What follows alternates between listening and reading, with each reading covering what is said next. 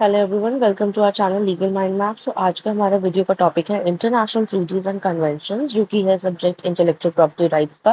और इसमें हम कवर करेंगे copyright protection under international conventions और Berne convention 1886, agreement on trade related aspects of intellectual property rights 1995 और वीपो copyright treaty 1996। So let's start our video without any delay. तो copyright protection under international conventions क्या होते हैं, इस बात को अच्छे से समझ लेते हैं हम। तो कॉपीराइट ये रेफर्स करता है एक ऐसा मतलब कॉपीराइट जो है कन्वेंशन, ठीक है ना, कन्वेंशन, और वो भी कॉपीराइट के कॉन्टेक्स्ट में रेफर करता है एक ऐसा अग्रीमेंट या फिर ऐसी ट्रीटी जो कि मल्टीपल कंट्री यानी एक से ज्यादा दो तीन मतलब नॉट वन, टू और मोर देन टू कंट्रीज, मतलब मल्टीपल कंट्री कितनी भी हो सकती है, फिर वो टू के आगे उनके बीच साइन होती है जो कॉमन रूल्स डिसाइड करते हैं। कॉमन रूल्स मतलब कि वो जो साइन करते हैं ट्रीटी, उसके अंदर एक कुछ रूल्स होते हैं जो जितनी भी कंट्री साइन करती है उन सबको वो मानने पड़ते हैं, तो दोज कॉमन रूल्स। ठीक है, तो वो एक तरीके का स्टैंडर्ड अग्रीमेंट हो गया। स्टैंडर्ड अग्रीमेंट क्या होता है? जिसमें ऑलरेडी बना हुआ होता है, पहले से बना हुआ होता है, अगर हमने पढ़ा होगा ना। तो for protecting intellectual property rights, और किस लिए बनाया गया है ये ट्रीटी, किसने साइन की जाती है? प्रोटेक्टिंग इंटेलेक्चुअल प्रॉपर्टी राइट्स, और पर्टिकुलरली कॉपीराइट के लिए। तो ये जो कन्वेंशंस है ना, ये सर्व करती है, मतलब इनका जो एम होता है वो हार्मोनाइज करती है ताकि कॉपीराइट लॉज जो है वो ब्रीच ना हो, राइट्स उनके प्रोटेक्ट हो और कड़े नियम बनाए जाए और वो सारी कंट्रीज फॉलो करे। एक कंट्री में, एक नेशनैलिटी में ना रहे। अगर किसी का काम कॉपीराइट हो रहा है, प्रोटेक्ट के अंडर प्रोटेक्ट हो रहा है, किसी की भी क्रिएशन, किसी का भी आइडिया एक्सप्रेशन, तो वो आगे भी मतलब दूसरी कंट्रीज में भी प्रोटेक्टेड रहे, इसलिए बनाई जाती है। ठीक है, तो वो डिफरेंट नेशंस में भी प्रोटेक्टेड है, ensuring that creator enjoys similar rights and protection regardless of where their work is used or distributed. But participating in these conventions, countries commit to uphold certain principles and obligations regarding copyright. तो countries जो है, सारे जो principles है जो sign करे जाते हैं उस टाइम पे माने जाते हैं, उन सबको कॉमनली जो कंट्रीज है मानती है। तो हम सारे कन्वेंशन ट्रीटी को समझने से पहले एक बार फटाफट से इनका एक सम अप ले लेते हैं ताकि आपको आगे की वीडियो अच्छे से समझ आए। तो बर्न कन्वेंशन 1886 में क्या है, क्या प्रोटेक्ट करता है? लिटरेरी एंड आर्टिस्टिक वर्क, जैसे कि राइटिंग हो गया, म्यूजिक हो गया, आर्ट हो गया, without the need of registration. आपको रजिस्ट्रेशन की फॉर्मेलिटीज की जरूरत नहीं है, उसके बिना ही प्रोटेक्ट हो जाता है। फिर आता है agreement on trade related aspect of intellectual property rights, trips agreement 1995, जो कि ना बर्न कन्वेंशन का है ना, एक तरीके से एनहांसमेंट रखता है, उसका एक ना स्टैंडर्ड फॉर्म है कॉपीराइट प्रोटेक्शन का, उसी को एक कॉम्प्लीमेंट करता है बर्न कन्वेंशन को। फिर आता है वीपो कॉपीराइट ट्रीटी 1996। ठीक है, supplement the Berne convention focusing on protecting working digital environment. जो आजकल का जो टाइम है ना, कंप्यूटर डिजिटल जो डिजिटल जमाना है, टेक्नोलॉजी का डेटा वर्क हो गया, कंप्यूटर प्रोग्राम्स हो गए, तो इन सबको प्रोटेक्ट करता है अंडर द विपो कॉपीराइट ट्रीटी 1996। ठीक है, नाउ लेट्स मूव फर्दर। तो सबसे पहले हम बात करेंगे बर्न कन्वेंशन 1886 की। तो burn convention specifically protecting creative work and the rights of the people के लिए बनाई गई थी। ठीक है, तो उसके तीन मेन प्रिंसिपल हैं। तो मैंने बहुत ज्यादा ना डिटेलिंग नहीं करी है हर चीज की, जितना इंपॉर्टेंट है समझने के लिए, और हम जितना एग्जाम के अंदर लिख कर आ सकते हैं उसको आगे बनाकर बढ़ाकर, उतना ही मैं आपको एक्सप्लेन कर रही हूँ। तो सबसे मेन प्रिंसिपल है उसका नेशनल ट्रीटमेंट। ठीक है, पहले तो ये समझ लेना, ये जो मैंने आपको लिख के बताया ना, ये क्यों बनाई जाती है? प्रोटेक्ट करने के लिए क्रिएटिव वर्क को और लोगों के राइट्स को जिन्होंने क्रिएट किया है। तो उसका पहला प्रिंसिपल है नेशनल ट्रीटमेंट। ठीक है, work from one country should get same protection other. जैसे इंडिया के अंदर किसी कोई क्रिएशन है, for example I am just giving you an example, कि इंडिया के अंदर किसी ने कोई मूवी बनाई है फॉर एग्जाम्पल, तो आपका वो मूवी जो है, वो जो भी अगर उस ट्रीटी मतलब जो कन्वेंशन के अंडर आ जाते हैं कंट्रीज जिन्होंने साइन किया होगा, उन कंट्रीज में भी आपकी वो जो मूवी है वो कॉपीराइट के अंदर प्रोटेक्टेड रहेगी। ठीक है, नो फॉर्मेलिटीज की बहुत लंबी लंबी फॉर्मेलिटीज ना करनी पड़े। ठीक है, protection shouldn't be depend on filing out forms or doing anything special. Then independence of protection.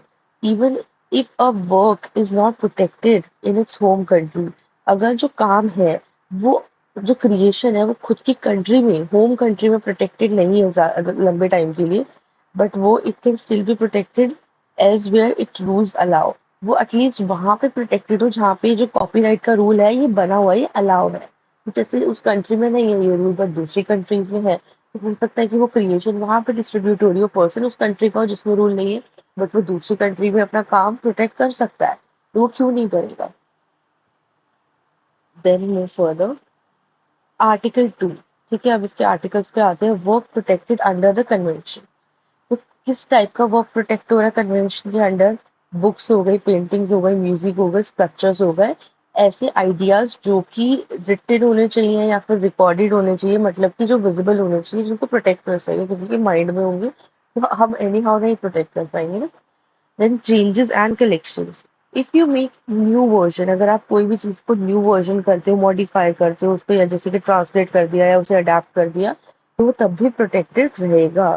ठीक है, क्या क्या? It also protects official text like laws और कलेक्शन लाइक एनसाइक्लोपीडिया, तो इस टाइप की चीजें भी प्रोटेक्ट करते हैं। Now protection everywhere. जैसे मैंने अभी बताया ना कि इन कन्वेंशन से क्या फायदा होता है कि बाकी कंट्रीज में भी आपका स्टफ प्रोटेक्ट रहता है। Design and art. Countries can choose how much protection to give to things like design. Country खुद चूज कर सकती है कि किस चीज को कितनी प्रोटेक्शन की जरूरत है, जैसे डिजाइन हो गए। If something protected as a design in one country it should be in other, तो दूसरी कंट्रीज में भी प्रोटेक्ट होनी चाहिए अगर एक कंट्री में प्रोटेक्ट हो रही है तो। Then some things are not protected. अब कुछ चीजें हैं जो प्रोटेक्शन के अंदर नहीं आती, जिनके ऊपर आप कॉपीराइट एक्ट, मतलब कॉपीराइट लगता ही नहीं है, आप ले ही नहीं सकते, कॉपीराइट के अंदर प्रोटेक्ट कर ही नहीं सकते उन चीजों को। वो है रेगुलर न्यूज। ठीक है, बेसिक फैक्ट्स, और जैसे कुछ पॉलिटिशियंस की स्पीचेस हो जाती है, ठीक है, political speeches might not be protected in some countries. ठीक है। Now article 2, limitation of protection of certain work. कुछ वर्क के प्रोटेक्शन, मतलब कुछ काम होते हैं जिनके ऊपर प्रोटेक्शन, कुछ लिमिटेशंस होते हैं। Some things are not protected. कौन सी चीजें जो प्रोटेक्ट नहीं हो सकती है? Countries can decide not to protect certain speeches like political ones or given in court. Then reusing lectures and talks. Laws can let people use public talks in newspaper or on TV. ठीक है ना, कुछ public talks होती है, ऐसा नहीं है कि जिसने वो करी है वो उस तक ही रह रही है। ऐसी चीजें स्प्रेड नहीं होगी, ऐसे नॉलेज आगे नहीं बढ़ेंगी, तो वो चीजें इंपॉर्टेंट है कि आगे जाए। इसलिए लॉ जो है उन चीजों को कॉपीराइट में नहीं डालते, but the person who give the talk can still make their own collection of them. But एक पर्सन जो टॉक रख रहा है, मतलब जो दे रहा है इन बातों को, वो अपना कलेक्शन रख सकता है।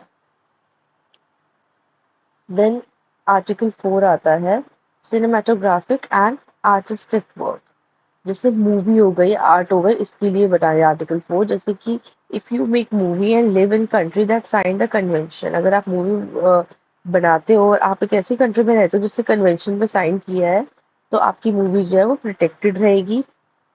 और बिल्डिंग्स एंड आर्ट, अगर आप कोई आर्ट बनाते हैं that's part of a building in a country, और वो इस बिल्डिंग का पार्ट होते हैं उस कंट्री के जिसने कन्वेंशन साइन किया, तब वो भी प्रोटेक्टेड रहेगा।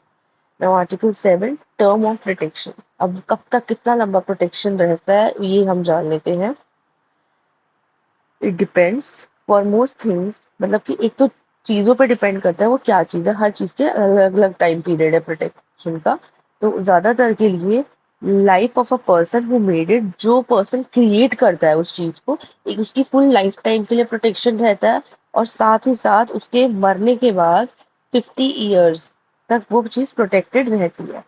For movies it's 50 years after they are made. Movies के लिए कब तक प्रोटेक्शन अवेलेबल है? जब वो मूवी बन जाती है उसकी 50 ईयर्स के बाद तक। If someone doesn't say who they are when they make something, it's protected for 50 years from when it's made. अगर कोई नहीं बताता है कि वो कौन था जिसने, मतलब वो चीज बनाई है, तो वो चीज कब तक प्रोटेक्ट रहेगी? 15 ईयर्स तक, जब तक वो चीज, जब वो चीज बनी है उसके बाद वो 50 ईयर्स तक प्रोटेक्टेड रहेगी, क्योंकि पर्सन ने तो बताया नहीं कि किसने, मतलब किसने बनाई है। Then but if we find out who made it, पर हमें पता चल जाता है बाद में कि किसने बनाई है, तो इट्स प्रोटेक्टेड लाइक नॉर्मल, तो उसे नॉर्मल तरीके से प्रोटेक्ट करेंगे जो उसका एज टाइम होता है ना उसके according. Photos and certain types of art are protected for 25 years. Photos और कुछ ऐसे फोटोज टाइप के आर्ट पेंटिंग्स वगैरह ये सब प्रोटेक्टेड होती है 25 years after they are made. 25 साल तक ये प्रोटेक्टेड रहती है इनके बनने के बाद। तो अब आता है agreement on trade related aspects of intellectual property rights 1995, जिसे हम ट्रिप्स अग्रीमेंट के नाम से भी जानते हैं, ट्रिप्स। ठीक है, ये एस्टैब्लिश हुआ था 1955 में। इसका फोकस क्या था, कॉपीराइट प्रोटेक्शन पे। और ये जो बर्न कन्वेंशन है इसको कॉम्प्लीमेंट करता है। तो इसके की प्रोविजंस को समझ लेते हैं हम। आर्टिकल 9 के अंदर आता है relation to Berne convention, how it is related to Berne convention. Expression of ideas. तो कॉपीराइट है ना, इतना ध्यान रखना है। मैंने आपको फर्स्ट वीडियो में भी बताया था कि you really need to express your idea, you have to write it somewhere, you have to get it record. मतलब कुछ ऐसा करना पड़ेगा जो चीजें ना किसी को हम बता सके कि this is our idea, we can show that thing to others. इस तरीके से आपको उस चीज को बनाना पड़ेगा, तभी उस कॉपीराइट के अंदर प्रोटेक्शन मिलेगी। वो आपके दिमाग में और आप कह रहे हो कि अब वो कोई और भी सोच सकता है, तो ऐसा नहीं हो सकता। तो जो कॉपीराइट है ना, वो आइडिया, जो तरीका है आपने आइडिया को एक्सप्रेस किया है उसको प्रोटेक्ट करता है, ना कि आइडिया को। Then article 10 computer programs and compilations of data. Now computer programs की बात करें तो both source code and object code, दोनों सोर्स कोड जहाँ से आया और object code, protected as literary work under the Berne convention. Then data compilations, compilations of data और अदर मटेरियल। ठीक है, डेटा से रिलेटेड मटेरियल जो भी है, डिस्टिंग्विश बाय इंटेलेक्चुअल सेलेक्शंस और arrangements are protected. Then article 12 terms of protection. कब तक प्रोटेक्टेड है, copyright protection last for 50 years. Copyright protection 50 years तक रहता है, starting 1 year after the work is publish. आपका वर्क जब पब्लिश हो जाता है उसी से 50 साल के बाद तक वो प्रोटेक्टेड रहता है। यानी कि आपका काम पब्लिश हो गया, फॉर एग्जांपल आपने कोई बुक लिखी है, वो पब्लिश कर लिया आपने, वो अवेलेबल हो गई है मार्केट में, तो वो उसके बाद वो पब्लिश होने के 50 ईयर्स तक प्रोटेक्टेड रहेगी। आपकी जैसी बुक, मतलब आपकी एग्जैक्टली कॉपी कोई नहीं बना सकता, बट हाँ, मतलब कोई कॉपी बना के अपना क्रेडिट नहीं ले सकता। But after that, after 50 years, वो बुक कोई और भी अपने नाम से कुछ मॉडिफिकेशन करके करके पब्लिश कर सकता है। So let's talk about WIPO Copyright Treaty established in 1996, और इसकी जो फुल फॉर्म है वर्ल्ड इंटेलेक्चुअल प्रॉपर्टी ऑर्गेनाइजेशन है। सो इसका मेन फोकस जो था वो इंश्योर करती है कॉपीराइट प्रोटेक्शन, वो भी डिजिटल एज में, जो आजकल कंप्यूटर का जो जनरेशन है उसकी एज में, मतलब उसके रिलेटेड कॉपीराइट प्रोटेक्शन ये प्रोवाइड करती है। तो आर्टिकल 4 की हम बात करते हैं तो कंप्यूटर प्रोग्राम्स, इसको मैं फटाफट समझाती हूँ। जैसे कोई बुक होती है, पोयम बुक, जैसे जैसे बर्न कन्वेंशन के अंदर हम जो एक लिटरेचर वर्क्स होते हैं ना उसको प्रोटेक्ट करते हैं, जैसे बुक हो गई, पोम हो गई, इन सब चीज़ों को। ऐसे ही इसमें हम वर्ल्ड इंटेलेक्चुअल प्रॉपर्टी ऑर्गेनाइजेशन के अंदर हम कंप्यूटर, जैसे कोई प्रोग्राम हो गया कंप्यूटर का, किसी ने क्रिएट किया, वो प्रोटेक्ट करना चाहता है अंडर कॉपीराइट को, तो वो चीज़ प्रोटेक्ट हो जाएगी। Then comes article 5 compilations of database. जैसे किसी कंपनी ने कुछ नए तरीके से डेटाबेस को ऑर्गेनाइज करा है, कुछ क्रिएटिव किया है डेटाबेस के अंदर, तो वो चीज़ भी कोई चोरी नहीं कर सकता है, वो कॉपीराइट के अंदर प्रोटेक्ट हो जाएगी। जैसे एक एग्जांपल भी है यहाँ पे, here a company that compiles a database of customer. एक कंपनी है जिसने कस्टमर का डेटाबेस कंपाइल किया है एक यूनिक तरीके से, क्रिएटिव वे में, तो वो भी कॉपीराइट क्लेम कर सकती है, कॉपीराइट प्रोटेक्शन।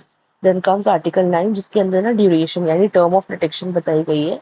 तो जो कॉपीराइट प्रोटेक्शन है वो 50 ईयर्स जो है, जब काम पब्लिश हो जाता है उसके 50 ईयर्स के बाद तक वो प्रोटेक्टेड रहता है, उसके बाद उसको कोई भी दोबारा बना सकता है। ठीक है, इसमें बुक का एग्जाम्पल लिया है। ठीक है, इट्स सिमिलर एग्जाम्पल। जैसे कि बुक है, पब्लिश हुई है, तो बुक की जगह आप ये समझ लो, अभी हम डिजिटल एज की बात कर रहे हैं, तो जैसे कोई कंप्यूटर प्रोग्राम है, यहाँ पे बुक को कट कर देते हैं, हमें समझ लेते हैं कोई कंप्यूटर प्रोग्राम है जो कि हमने लाइक क्रिएट हुआ है 2020 में, जो आउट हुआ है पब्लिकली 2020 के अंदर, और उससे प्रोटेक्शन मिलेगी टिल 50 ईयर्स 2070 तक। ठीक है, तो ये क्रिएटर्स के लिए इंश्योर करता है कि उनके पास एक अच्छा पीरियड हो उनके काम को प्रोटेक्ट करने का, और उनकी क्रिएटिविटी को और उनकी इनोवेशन को एनकरेज करता है। तो आई होप आपको वीडियो समझ आई होगी। That's it in this video. Please don't forget to like, share and subscribe. और कोई भी आपको सजेशंस होते हैं तो प्लीज कमेंट बॉक्स में जरूर हमें लिख के बताइए। Will try to improve. Thank you.